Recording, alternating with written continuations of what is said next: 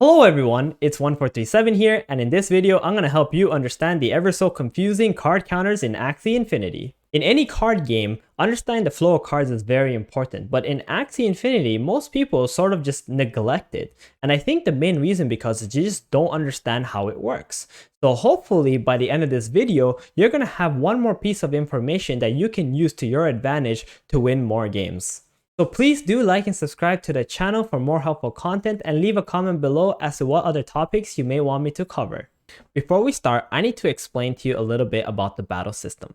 In Axie Infinity, when both players hit the end turn button, the game has already determined the outcome of the battle. So what we see is just animations that show an already predetermined fight. But it also makes me think, Blitz mode. I like that. Just imagine how much time we can save if they just simply cut out all the animations. So having that information, it's going to help us understand why the card counters are the way that they are. So at the bottom left hand corner, the card counter there represents our deck.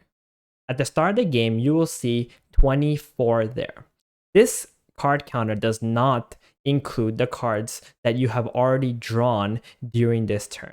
Which means what we want to do to be able to calculate how many cards are left in the deck, after turn 1, we just subtract 3. So if the bottom left-hand corner it says 17, we subtract 3, that means the amount of cards that are actually remaining in our deck is 14. Now this also includes card draws, card discards from the previous turn as well, so that's why that number is the way that it is. So it's good to keep track of the accurate amount of cards left in your deck so you know exactly how many more cards that you gotta go through before you can redraw the cards that you've already used throughout the game. So moving on to the bottom right hand corner, this is the graveyard. There it shows the amount of cards that you've already used on your Axies that are currently alive. So the cards over there are the cards that are waiting to come back into your deck once you finish drawing all the cards from your deck. This number at the bottom right hand corner is accurate throughout the entire game because it shows what cards you have already spent. Now, when one of your Axies do die, they get removed from the game and so do their cards. So the number at the bottom right hand corner will also get updated, removing all of their cards, and it will show the remaining cards that you've already used on your current Axies. This is also another useful piece of information that you can use to your advantage. Now, the long-awaited and probably the most important part of the card counters, the top right-hand corner. So this is the opponent's hand. Now, this one is very confusing because during your turn, it shows you how many cards your opponent had on the previous turn.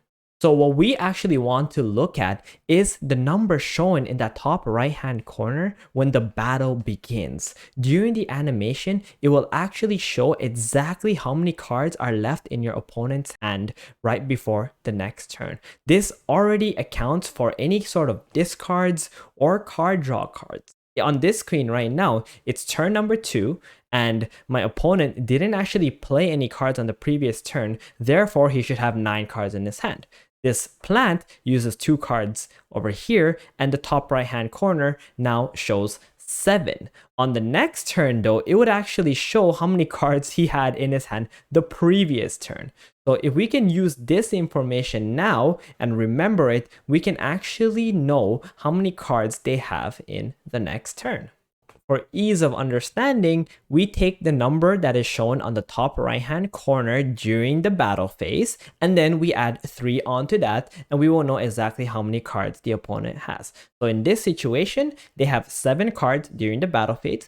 Therefore, the next turn, they will have 10. Now, this is very important to know, especially in situations where you are playing either a discard deck or you're playing against someone in a 1v1 situation. Maybe they have a lot of energy, but if the top right-hand corner says 0 during the battle phase, then you know that your opponent only can play a maximum of 3 cards the following turn. So even if they have maybe 5 energy and they can only play 3 energy, you can always make adjustments to your play according to that. So this way, it's so much easier than trying to figure out how many cards your opponent used the previous turn and thinking about how many cards they have on this turn from the counter at the top right corner. It's just way too much work and effort. So just make sure that you pay attention during the animations. What's also really cool is if you actually kill one of your opponent's Axies, on the top right hand corner, it will also reflect during the battle phase all of their cards being removed from the game too. So you can actually know whether you've killed an Axie or not before you actually kill the Axie looking at them on the screen. So here I made a summary for you guys. It's also sort of like a cheat sheet. If you want to use it for yourself, you can. Bottom left hand corner, that's the deck. -3 for how many cards left in the deck before refreshing. So we always looking to just subtract 3 from that number. The graveyard, how many cards you have used before the deck refreshing on your alive Axies. And then the top right hand corner, the opponent hand, the number during battle phase shows how many cards are left in the opponent's hand, and then add 3 for their total cards the next turn. So understanding all of this, it will help you know how much you may be working with or what your opponent's working with so you can make better decisions. In a game like Axie, you need every single little edge that you can have to be able to beat out your opponent. So when you start implementing this into your own gameplay, it's going to be rather difficult in the beginning and it might feel like it's a lot, but hey, practice makes perfect, right? And if you want to get better at the game, you want to be able to reach higher MMRs and win more SLP and maybe even become the best someday, you're going to need to apply this knowledge to your own gameplay.